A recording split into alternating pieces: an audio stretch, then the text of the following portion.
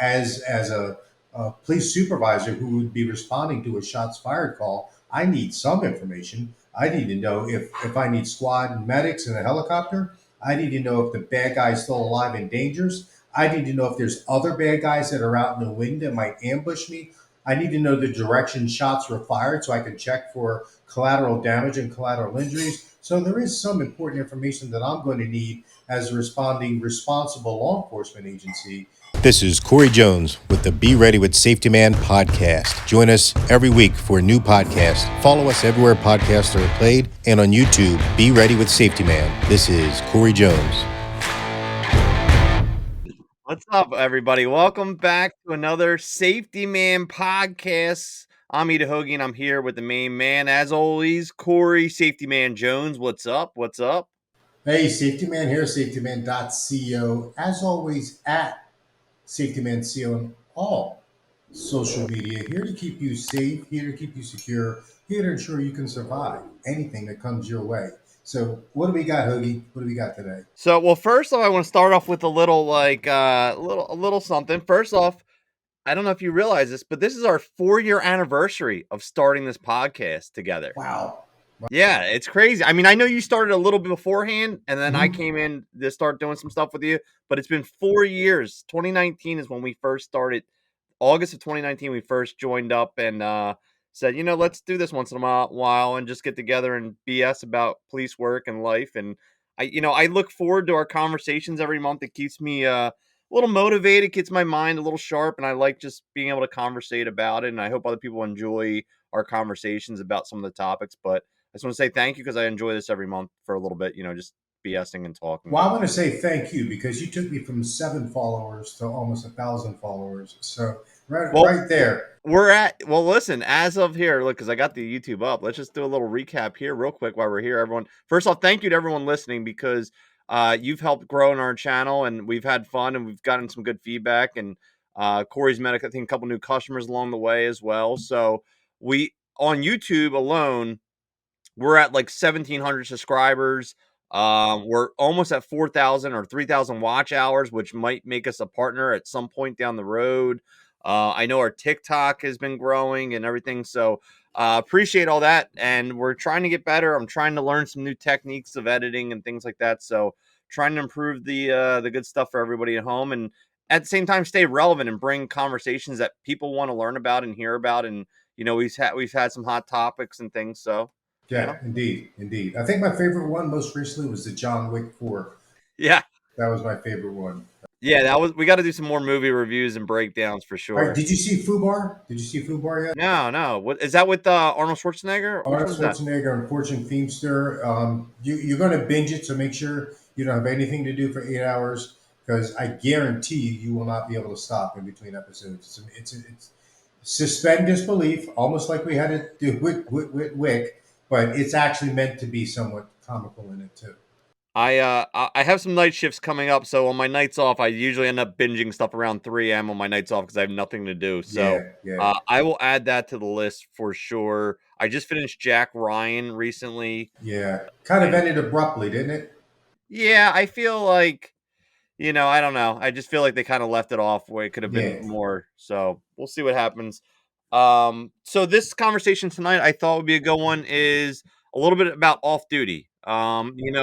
Just maybe some tactics, some things to share, some maybe inspiration or information you could share about maybe experiences off duty and things like that. So that's where I kind of thought the conversation maybe should go tonight. Yeah, well, the first thing is when you're off duty, remember just that. You're off duty. You don't have all, unless you're a maniac, you don't have a gun belt and body armor and a portable radio and handcuffs and extra magazines and a tourniquet and all those different things. It's just you, maybe a pistol, maybe a spare magazine, maybe a pocket knife and a cell phone, but no uniform, no identification, none of that stuff. So you're really at an extreme disadvantage. So let's just start from there and work our way up. Yeah, I would say first thing I would say, I mean, I think it's policy for a lot of departments. But I would say if you're going to be carrying, you should definitely be carrying your badge Yes. with you, either on your belt. I know you might not want to display it, but on your belt, in your wallet, under your shirt, hanging around a chain. you want to have that pretty visible. I think that's the first sign, because there's been a lot of cases where officers off duty have been shot because they were associated being involved or being the bad guy when really they were probably just trying to help or whatnot. So first thing first, make sure that you have that some kind of identification that you could easily pull out, under your shirt or on your belt, Yes. Yeah. somewheres that show like a little bit to kind of calm some ease here if there's a situation, to figure out who the good guys and bad guys are pretty quickly. Yeah, and practice how you're going to do that. So don't have your wallet on the same side as your gun hand, because you're not going to be able to get it out if your gun hand is occupied. You want to have your wallet in the other side pocket, so you can have your wallet and I in this hand and your pistol in this hand. So when the police show up, they can actually see both at the same time, or the subject or suspect you're dealing with can see that you are a police officer and you have a firearm, and maybe that'll give them a little more credibility into following your instructions. Yeah, and I think too, following instructions is big as well. I think make sure that you're letting your ego aside, because if officers do show up in the chaotic scene and they might tell you to get on the ground or whatever, don't you know you that's where you don't want to start an argument. If they don't realize right away that you are an off-duty officer, they don't recognize you, they don't know you personally, listen to the commands. They'll figure it out pretty quickly. I'm Yeah, probably yeah, sure of it. But just like as if you're in uniform and you're going up to someone, you don't know who's who sometimes. So if they're not listening, it becomes a very dicey situation pretty quickly. yeah. And this anybody who has a CCW or permit to carry, a lot of the advice or the information we're talking about today transfers almost 100% to people who have this permit to carry, because they may have their firearm out, law enforcement may show up, and they may want to turn around and show the officer their gun and their permit. Don't turn around with the gun in your hand when the police are showing up, because you're going to catch a bullet in the face, right? So just listen to what they're doing. But it all comes with practicing. Role play this stuff in your head, visualize these things in your head. I'm on the job, I'm the good guy, he's armed, pay attention to them, I will listen to you, and then go ahead and comply with their reactions. And as you start sounding off like that, as you indicated, Hoagie, you're going to start making sense, and they're going to start, all right, maybe this person is on the job, and then Yeah. they'll eventually get you up and dust it off. Yeah, and I think that's key. And I think here's a little off-duty tip I would kind of recommend. Not every officer obviously lives in the neighborhood that they work in. Some people do, but sometimes they don't. I would say if you do work out, if you live in a different neighborhood, obviously try to get to know your police officers, right? Because I know in situations where I've met people and they've introduced themselves to me like, "Hey, I just letting you know, I work for so and so.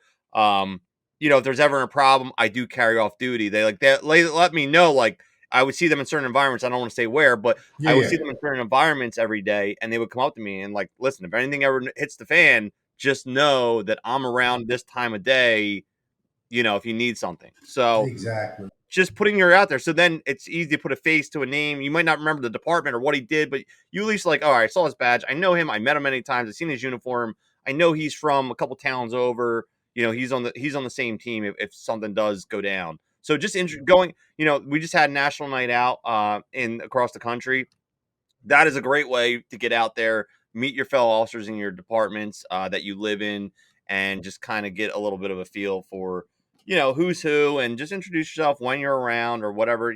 And it's a good, way to contact and make a network too, because you never know. I mean, there's been tons of times where I've called other places and I'm like, oh, I met you at a class, or I met you here, and they can help Yep, you out a little bit. And, they'll push you to the front of the pile of paperwork there to get your warrant exactly. cleared a little bit quicker. You know what I mean? Exactly, exactly. Get that warrant clear, get that person our award. That's always the big thing, right? Our award on the scene, right? Yeah. So let me get your opinion on this, because I know I used to go one way on this, and now I'm kind of like on the fence, and I'm not quite sure where I feel. Is wearing those colors, right? Wearing the thin blue line, wearing the I'm on the job shirt, wearing the ex police department shirt that you got as a T-shirt from wherever you work, and so forth. The bad way is, yeah, criminals could target you. That proverbial bank robber. Well, I'm going to shoot him first because he's probably a cop. But that could also lend to citizens taking you seriously if you're trying to take control. of a dangerous situation, and they're listening to you. And it could also help in responding officers that you don't know from another jurisdiction taking you seriously because they see the attire you're wearing and they're starting to add all these little facts together: your demeanor, the fact that you have a gun, the way you're standing, the verbal commands that you're giving, the clothing that you're wearing. You got on some 511s, some hiking boots, a knife sticking out of one of your pockets, a pistol in your hand, holding it properly, and a shirt with a thin blue line and a flag with the stars in the front on the opposing sleeve. That might make them less likely to start throwing rounds downrange at you. What do you think? I personally don't wear stuff with my department on it unless it's like a department friendly event, or we're going somewhere with other guys from the department. Maybe I will, but generally speaking, I don't wear departmental stuff out and about. Right. The stuff I do wear is like more supportive stuff. Like I'll wear like I know our department's doing stuff for like breast cancer awareness and things like that. So more, I guess, generally accepted things that just kind of like are out there, but I don't generally advertise that kind of stuff on the most, for the most part, going out. And that's just kind of a personal decision of mine, with the family and kids and things like that.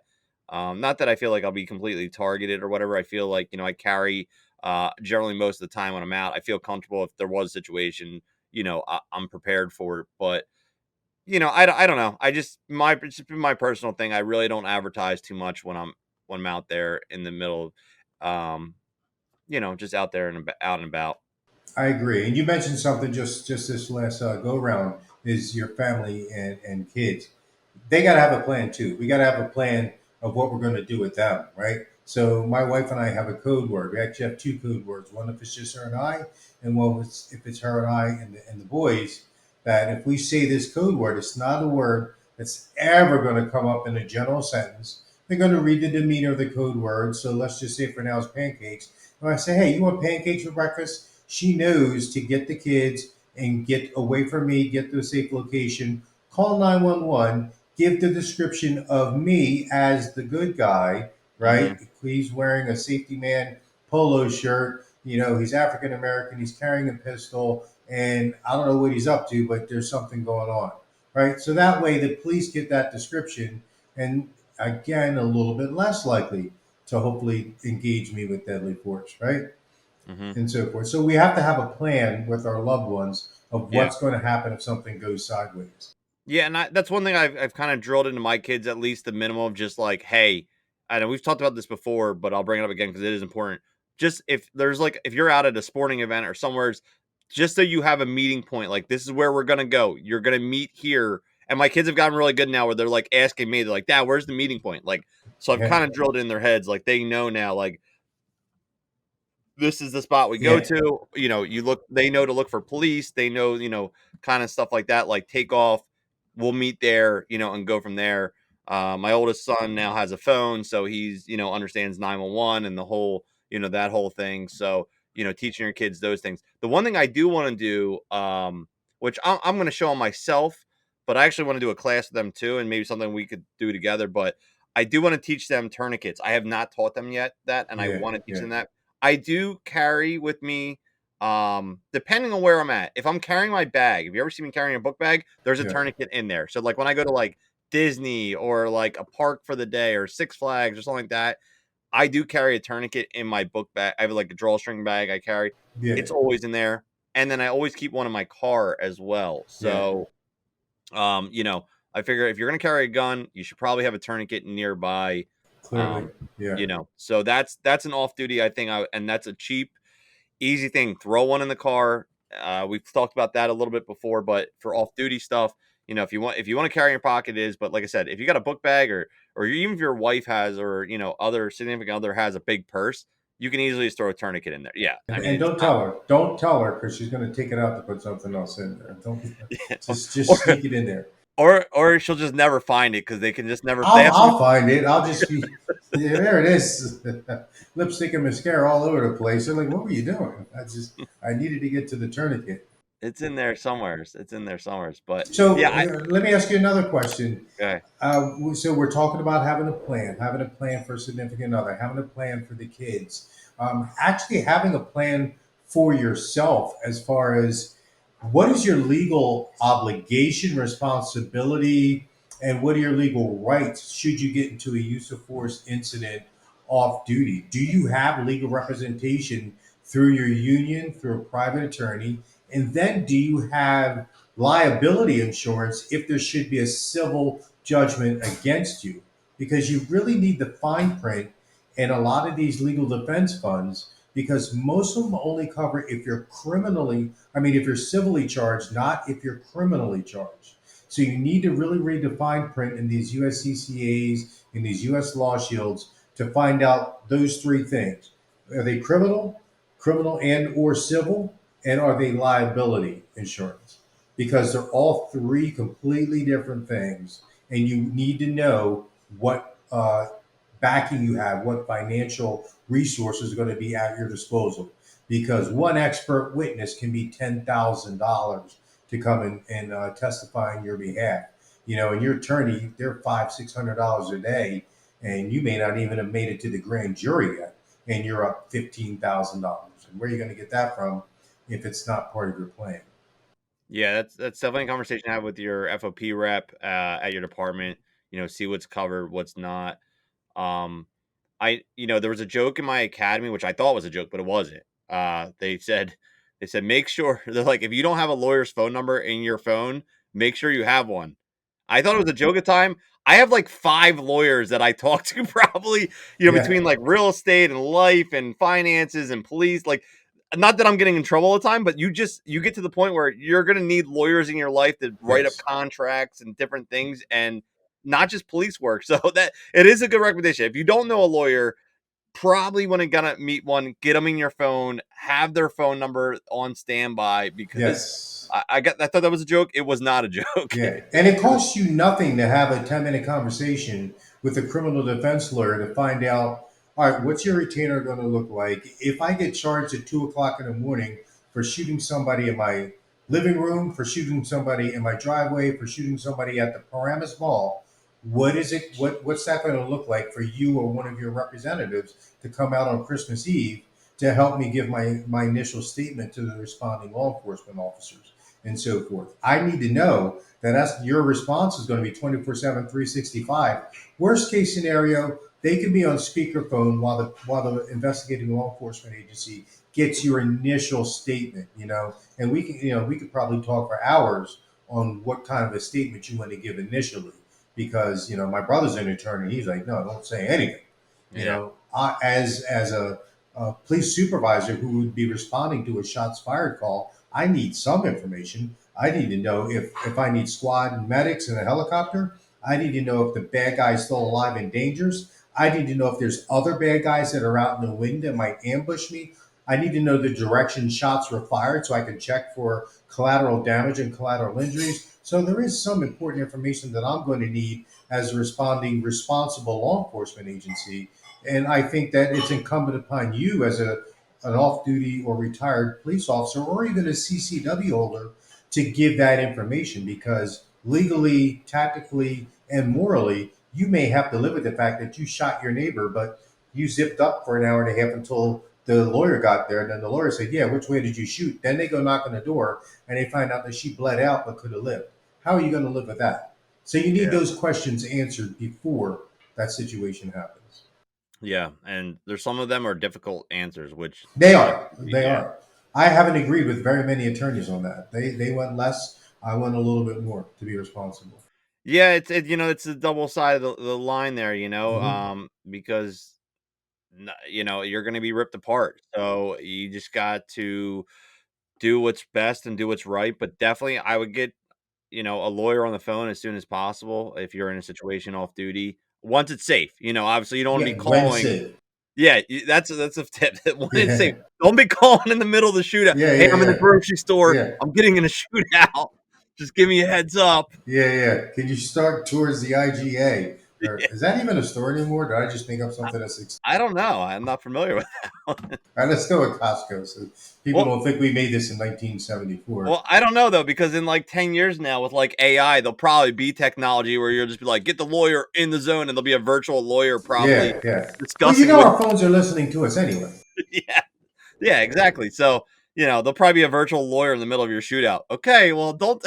100%, 100%. It's coming. It's coming. But yeah, no, that's definitely having some good phone numbers.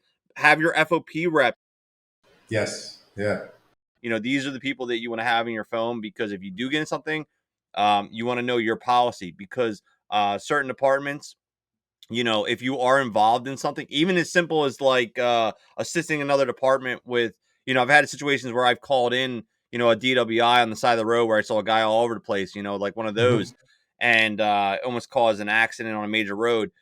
If you're involved in something like that, like we had to stop, pull over, the officer responded, got my statement, like you have to let your department know within so many hours, like 24 hours or whatever, of Yes. what happened, what you were involved in. So that's another thing. If you're off duty, you want to know those off duty policies, because you don't want to get jammed up for not reporting something, that Yeah. you're supposed to report. Yeah, because when a stress level goes up, our ability to make good, sound decisions starts to go down when that stress level goes up. So that's why you definitely want to have, like you said earlier, clearly your union representative is going to really help you make those good, sound decisions and get the proper people there to you. And also know what your rights are, because the vast majority of prosecutors' offices and the Attorney General's shooting response team have gone to schools like Force Science Research, where they know that it's not beneficial to them, it's not fair to you, and it's not good to the investigation to get a complete real statement and a walkthrough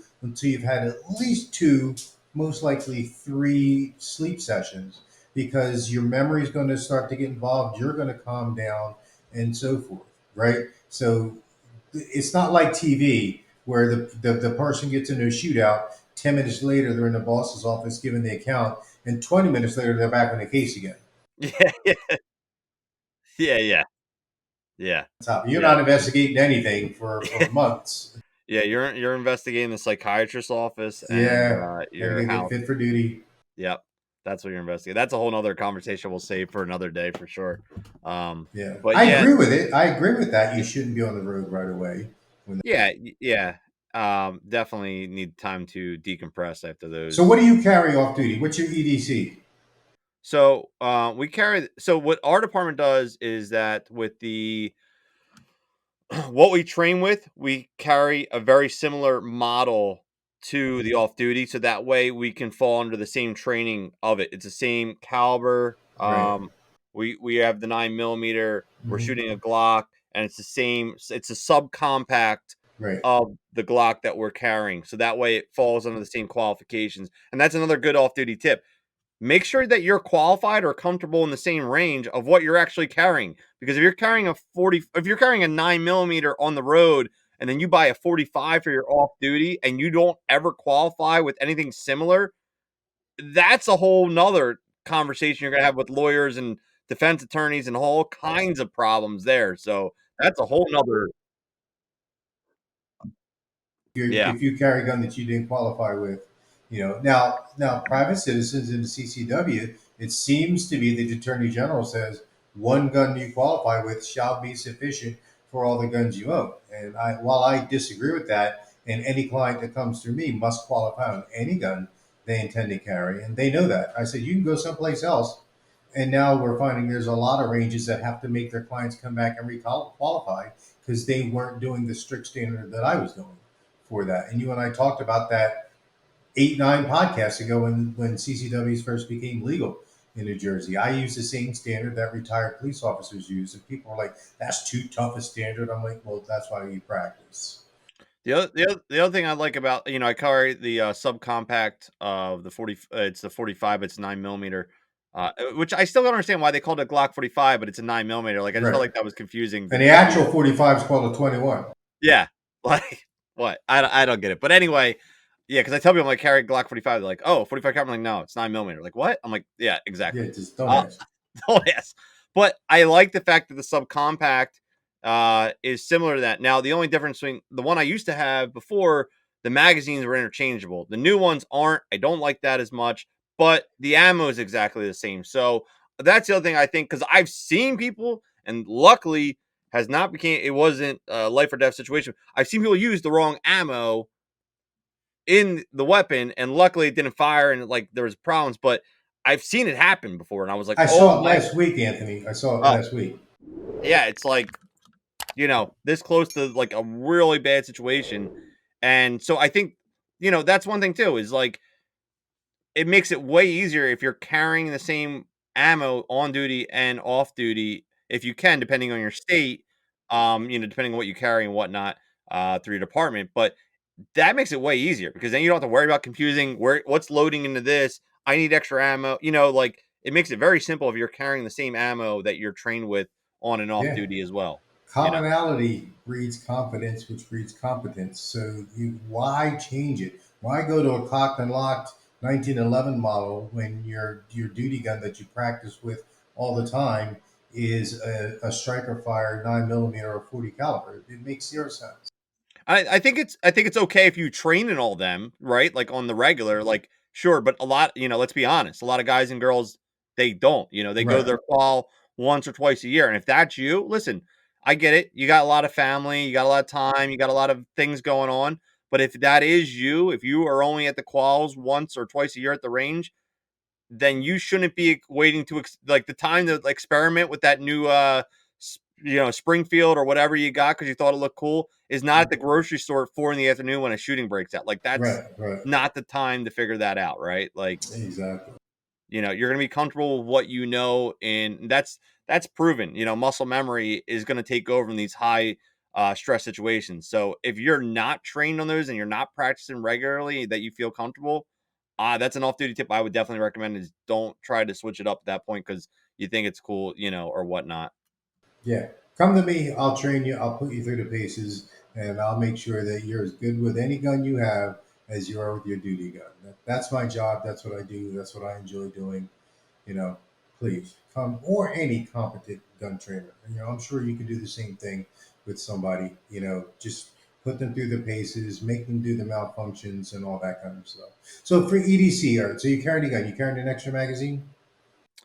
Sometimes if I have my bag with me, I'll carry the extra mag. Yeah. And if I'm like doing something in soft capacity of work, like what I mean is like maybe it's a comp time or it's a family event or something like that. I have the pouch with the secondary and the handcuff that goes on Okay. the other side. Yeah. Yeah. So Yeah. if I'm just going light, like let's say I'm just running, I don't know, like to the movies or something like that, like I carry my badge, my gun.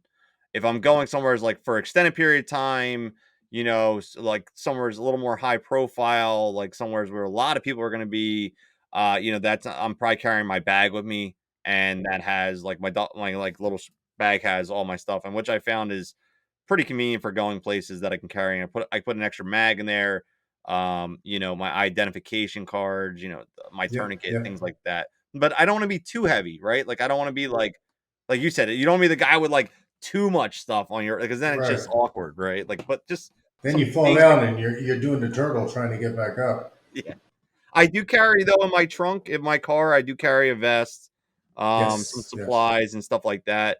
If it's like an oh shit, end of the world kind of stuff, Like I if do you're have driving that. by a school shooting, you got to go in, right? You got to Yeah, go.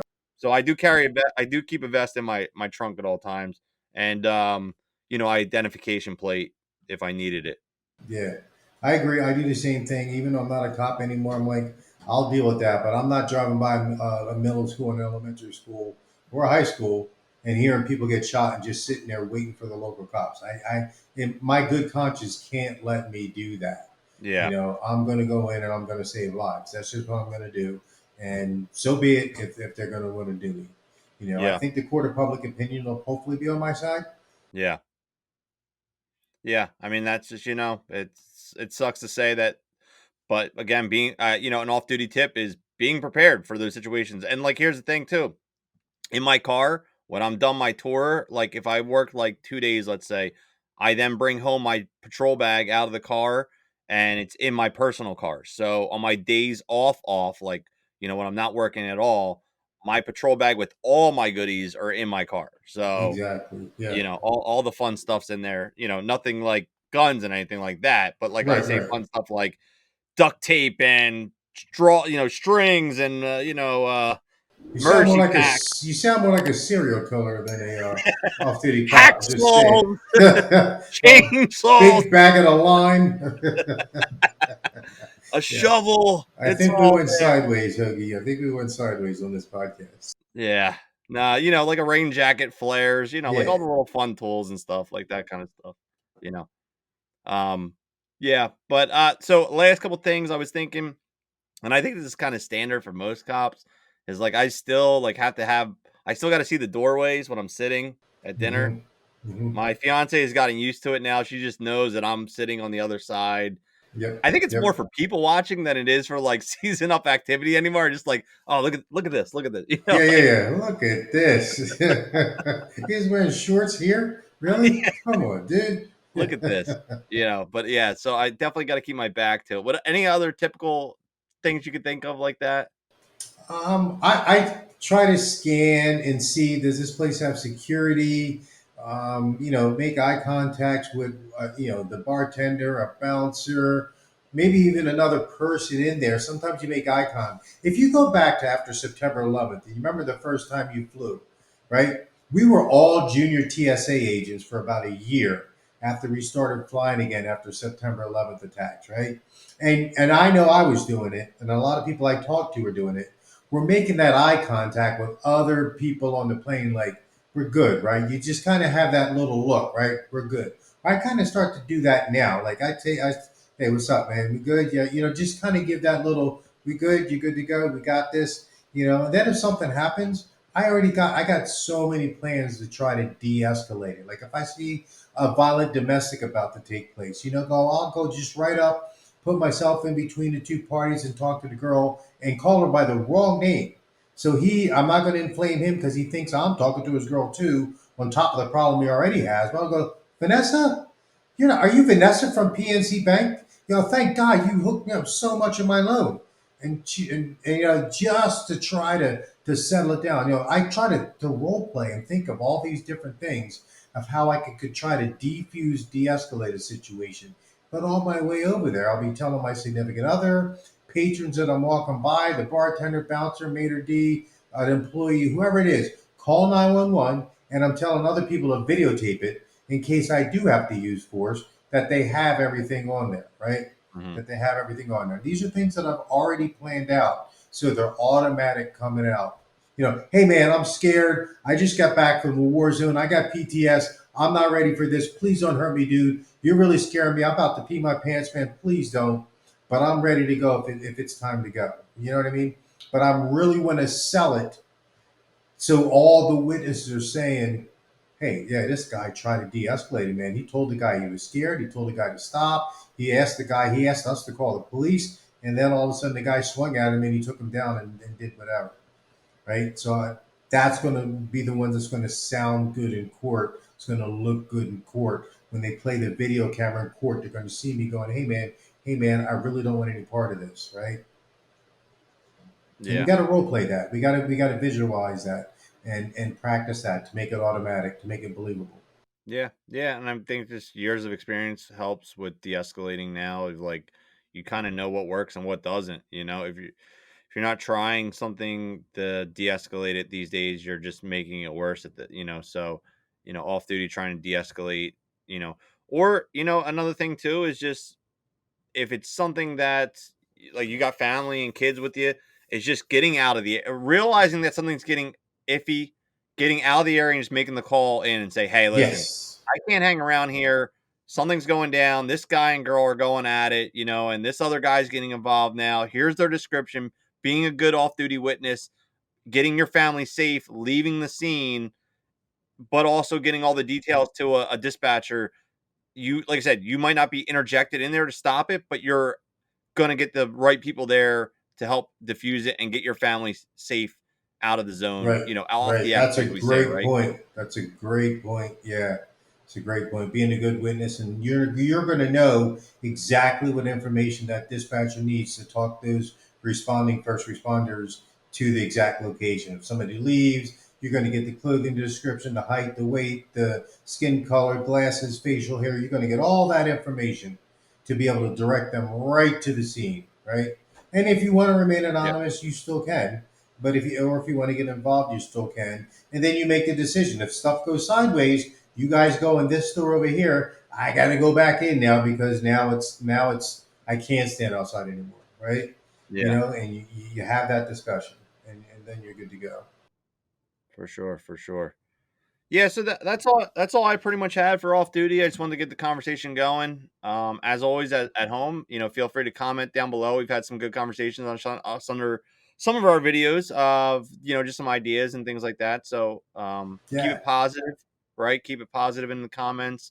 If you're just being a troll, this is not the place for you. They're But yeah, still fun. They're still fun.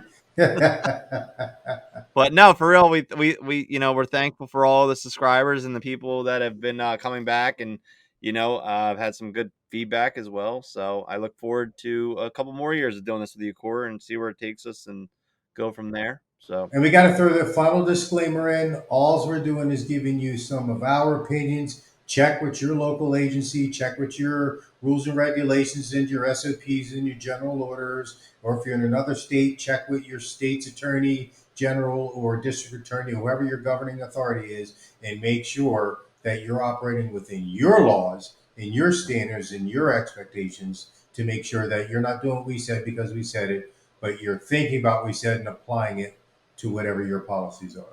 true, 100%. Well, thank you everyone for tuning in. Make sure you like, comment, subscribe, follow us on TikTok. You can follow Corey on his website. And where are we going, Corey? Safetyman.co. Safetyman.co for And all I was going to Corey's. smash the like button. I was going to Yes. smash the like button. Hit the like button, smash that like button, subscribe. We appreciate Yeah. Smash it. it.